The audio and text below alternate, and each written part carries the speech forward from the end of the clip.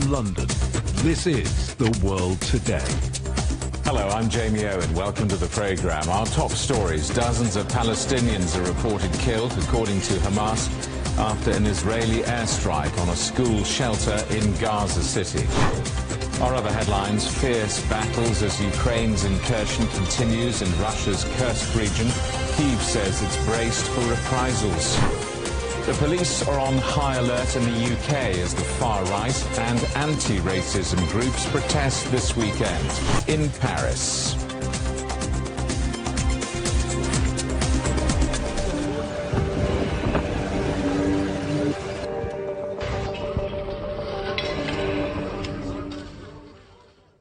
Dozens of people have reportedly been killed and many injured in an Israeli airstrike on a school in Gaza City. The Israeli military says the site was being used as a control center by Hamas. Several missiles struck the building where thousands of displaced Palestinians were taking shelter. Egypt, Jordan, Saudi Arabia and Iran have all condemned the school attack, calling it a violation of international law. Our correspondent Akram Al-Satari is in Gaza. Well, around 12 hours ever since this bombardment took place, people are still shocked. People are still angry. The statements that were made by the Palestinian Civil Defense, the Palestinian Ministry of Health, and even the UNRWA describing the horrors people have been seeing during the dawn prayers. People were in the mosque. People were performing prayers. People were peaceful. They were not engaging in any kind of combat, on any kind of fighting, firing rockets or sending bombs or anything, and they ended up being targeted. Hamas made a statement. In that statement, they said that they had no combatant whatsoever, whomsoever, in those areas, and that they have very strict instructive to their fighters that they should not be staying within the communities of the civilians so that they wouldn't be exposed or compromised, exposed to the risk of being targeted by the Israeli occupation. The number of the people who are killed is above 100. The testimonies that were made by the people are quite disheartening. One mother was screaming and saying that she lost all her children, no boys, no girls, none of them stayed because of that bombardment.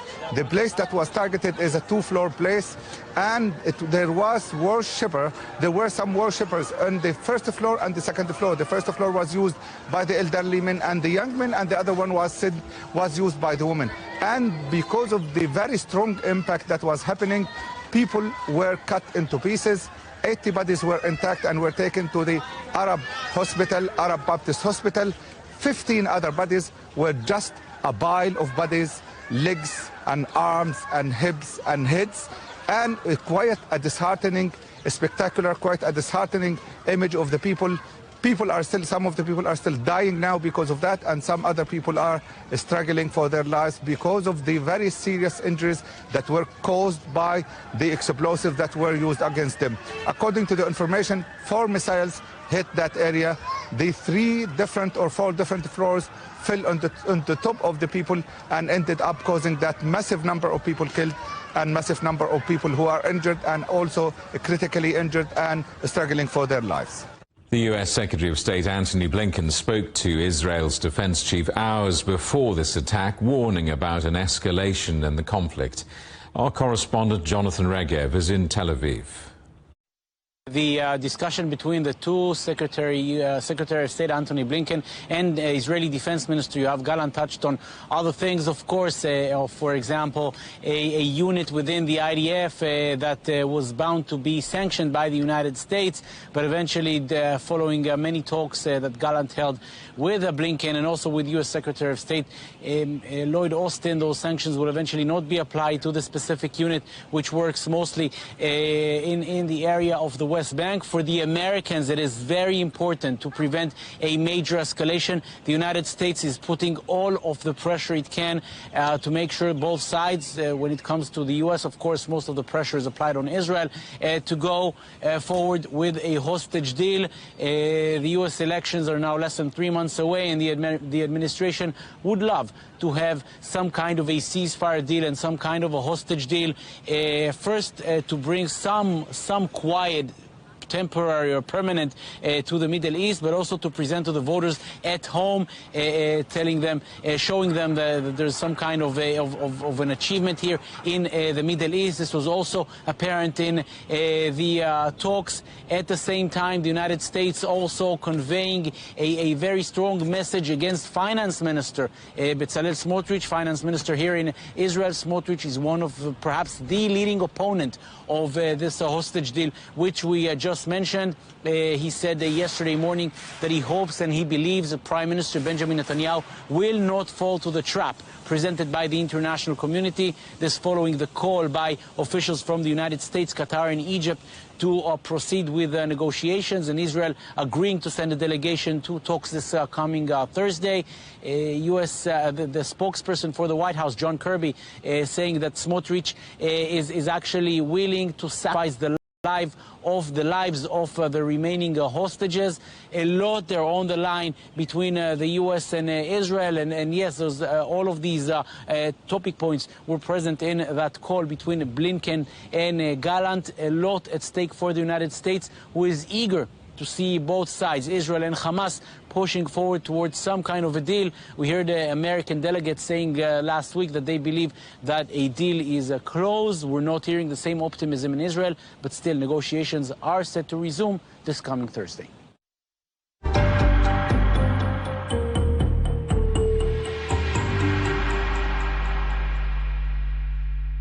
Russia is fighting intense battles as a substantial Ukrainian incursion in the Kursk region goes into a fifth day. This is Kyiv's biggest attack on Russian territory since the start of the invasion in 2022.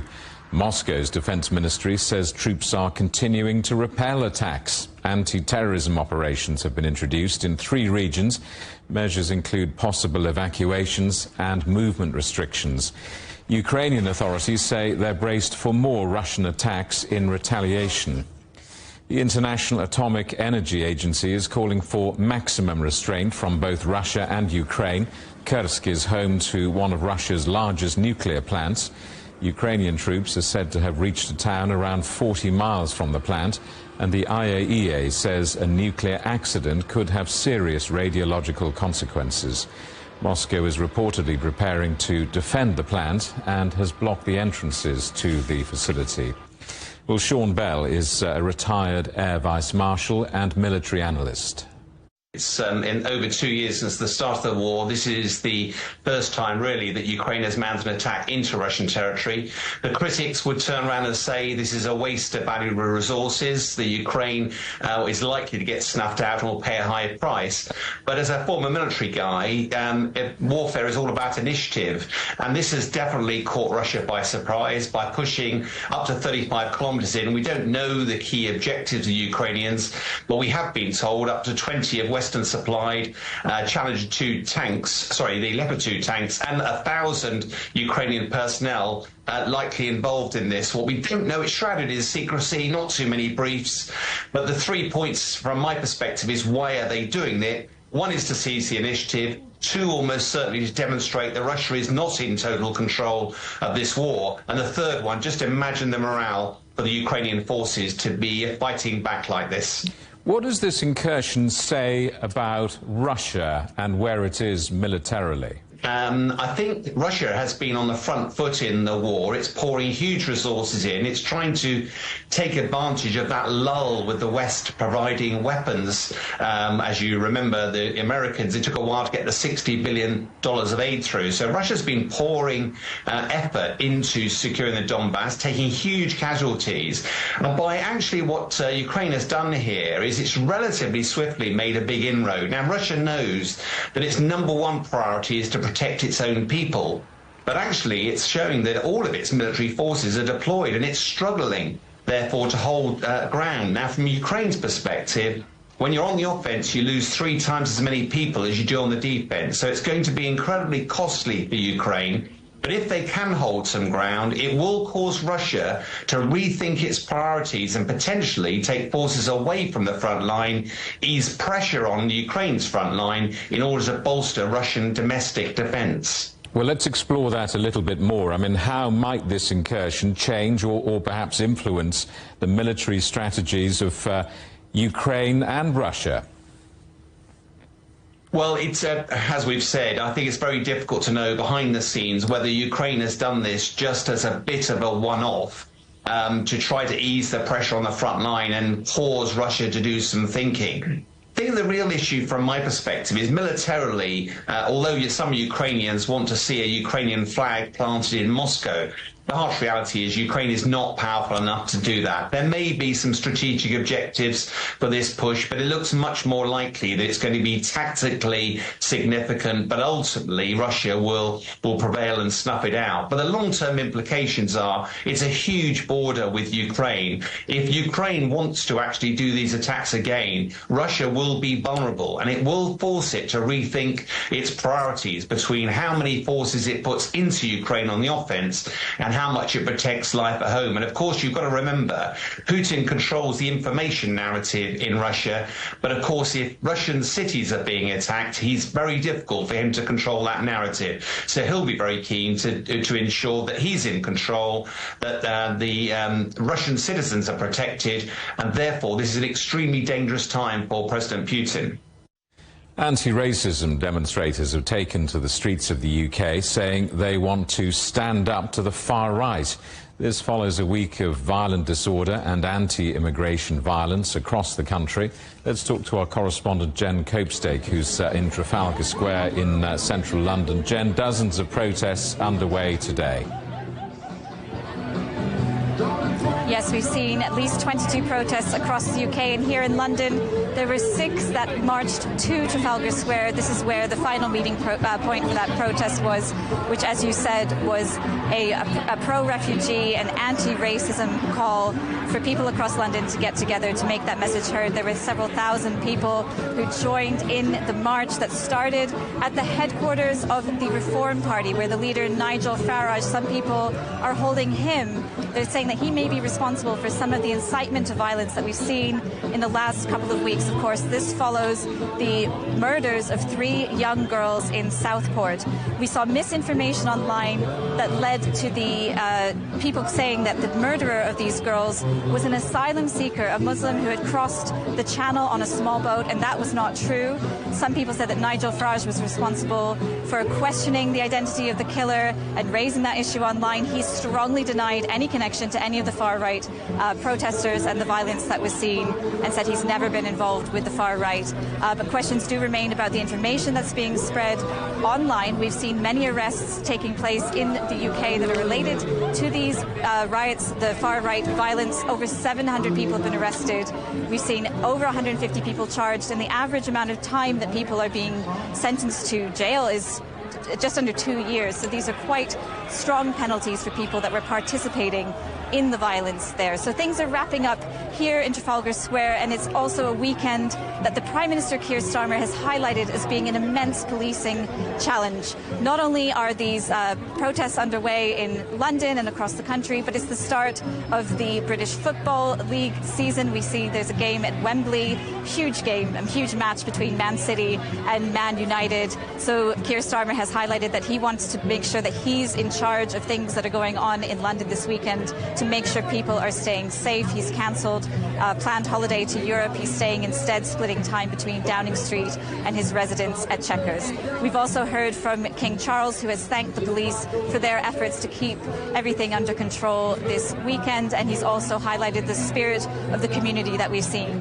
Because in the week that's just passed, there were worries that there were going to be significant far-right protests across London leading to violence. There were about 80 protests that were highlighted that could have taken place on Wednesday night. And that's when we started seeing people coming to the streets who were saying, no, we welcome refugees. We're here to say no to racism and stand up to the far right. And that's certainly the mood that seems to have shifted here in central London and certainly across the UK, where things have remained peaceful so far. Jen, thank you for that. Our correspondent Jen Copestake in central London. You're watching CGTN. Still ahead, Mr. and Mrs. Medal, the married fencing couple who have both achieved Olympic success in Paris.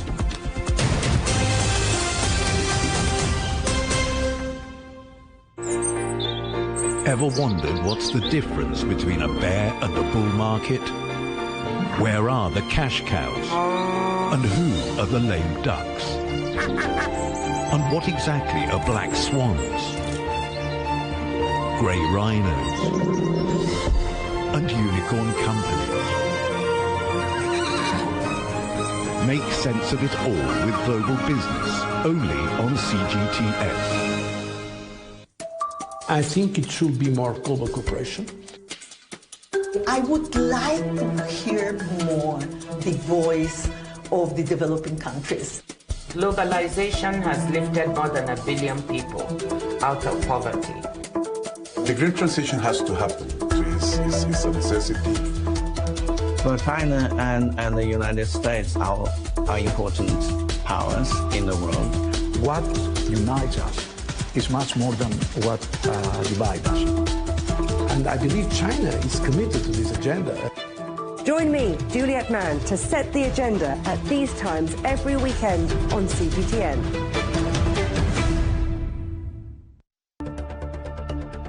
Events have consequences. Words create impact. One more offensive in a long line of battles that's been ongoing for more. Just got to be careful here with some gunshots. Excuse us. The world today matters for your world tomorrow. The number of casualties is growing quickly. Why, this is one of the hardest hit towns in the region. The world today, every day on CGTN.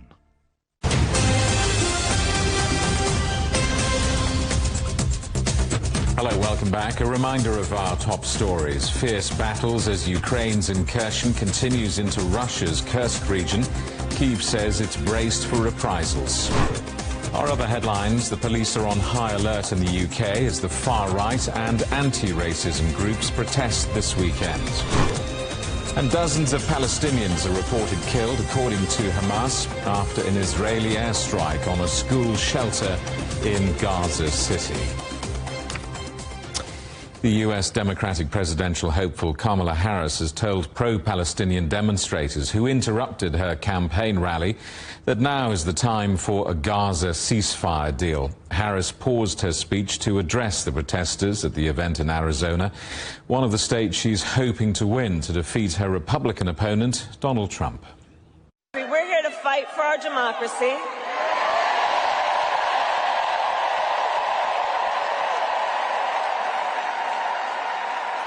Which includes respecting the voices that I think that we are hearing from. And let me just say this on topic of what I think I'm hearing over there.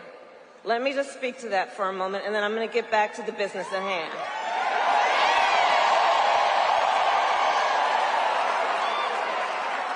So let me say, I have been clear.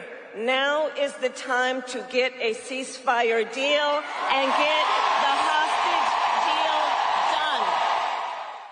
Brazilian authorities are investigating the cause of the plane crash that killed all 61 passengers on board. The aircraft was filmed spinning out of control on Friday before coming down in a residential area near Sao Paulo. Officials said a house was damaged when the plane crashed into its backyard, but no one on the ground was injured.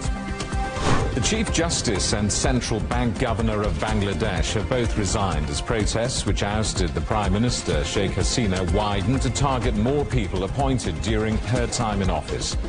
Demonstrators surrounded the Supreme Court in the capital Dhaka and warned of dire consequences if the officials didn't step down.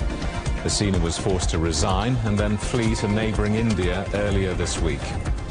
India's Prime Minister Narendra Modi has visited Kerala, where more than 200 people died last month in landslides.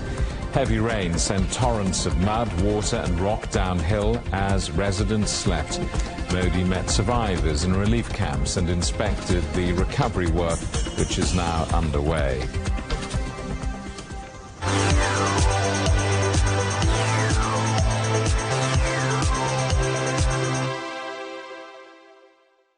China has completed a historic diving clean sweep at the Olympics, winning all 8 gold medals. Tao Yuan defended his men's 10-meter platform title to seal the final medal. Let's talk to our correspondent Tony Waterman in Paris. Tony, well, they've done it. Yeah, I mean, the dive team from China showed up here in Paris with one thing on their mind, and that was a gold sweep, something that had eluded them away from him in the fourth round. And then Tamai had this faltery dive in the fifth round, but he still managed to pull out a silver medal in this, Great Britain taking the bronze. But it was really Tao that just never faltered at all during this entire dive competition. This is now his fourth Olympic gold medal, so doing extraordinarily well. His teammate, Yang Hao, not having such a great day, very uncharacteristically poor for him. He came in at the very bottom, coming in 12th place. But we've also now had another gold sweep at the Olympics, this time for the table tennis after the Chinese team, the women's team, beat out Japan 3-0 in the team competition. China has just dominated table tennis ever since the sport was introduced in the Olympics back in 1988. This is now the sixth time that they have had a gold sweep in this competition, only missing out in Tokyo 3 years ago. So just absolutely phenomenal. And of course, we talked about this yesterday, Jamie. Ma Long now has his sixth gold medal, the most gold medals of any Chinese athlete in the Olympics. Tony, thank you for that. Our correspondent, Tony Waterman in Paris. Well, Ethiopia's Tamarat Tola has won the men's marathon, setting an Olympic record as he took the gold medal. He crossed the finish line in 2 hours, 6 minutes and 26 seconds, becoming the first Ethiopian champion since the year 2000. Kenya's two-time winner, Eliud Kipchoge, failed to finish and announced that he will not compete at another Olympic Games. Slovenia's Janja Gumbrec is now a two-time Olympic champion after she won the boulder and lead final at Paris 2024. The sport climbing great overcame an injury worry to score 168.5 and add to her combined event gold in Tokyo. And China has won its first ever rhythmic gymnastics group all-round Olympic gold medal. The competition has traditionally been dominated by countries from Eastern Europe. Israel took the silver, with Italy in third place.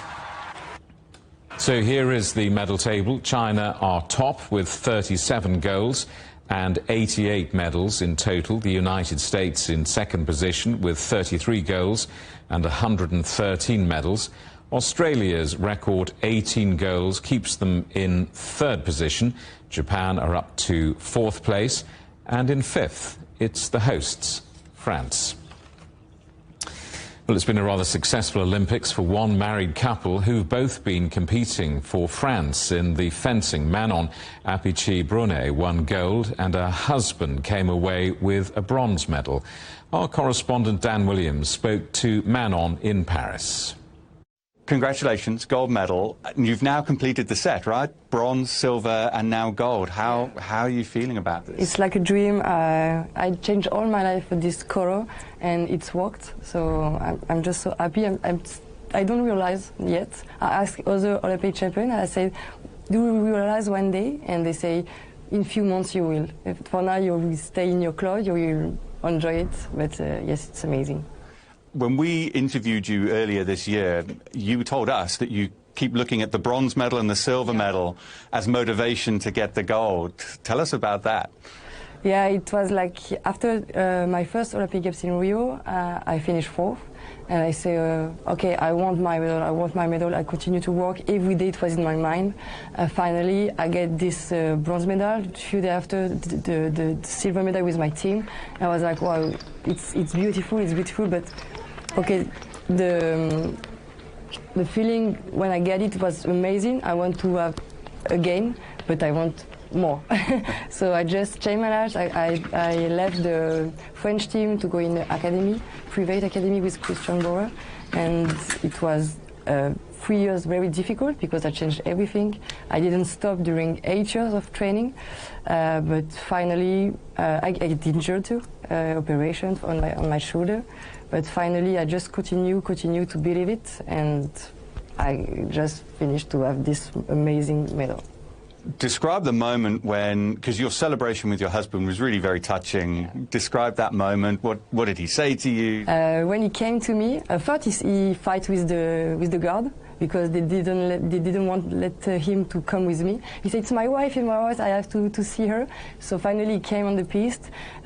He just said to me, "My God, you're Olympic champion, you're a queen."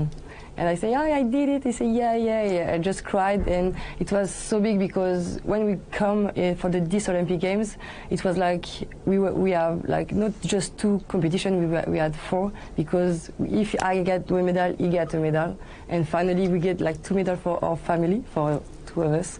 So it was magic. It took me in the air because the people were screaming. It was just a dream. When I was thinking of this, I say I want to get a beautiful medal to have this moment with him.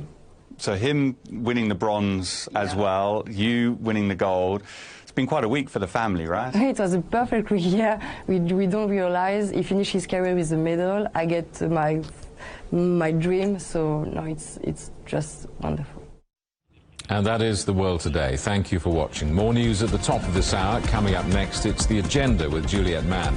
For now, from all the news team in London, it's goodbye.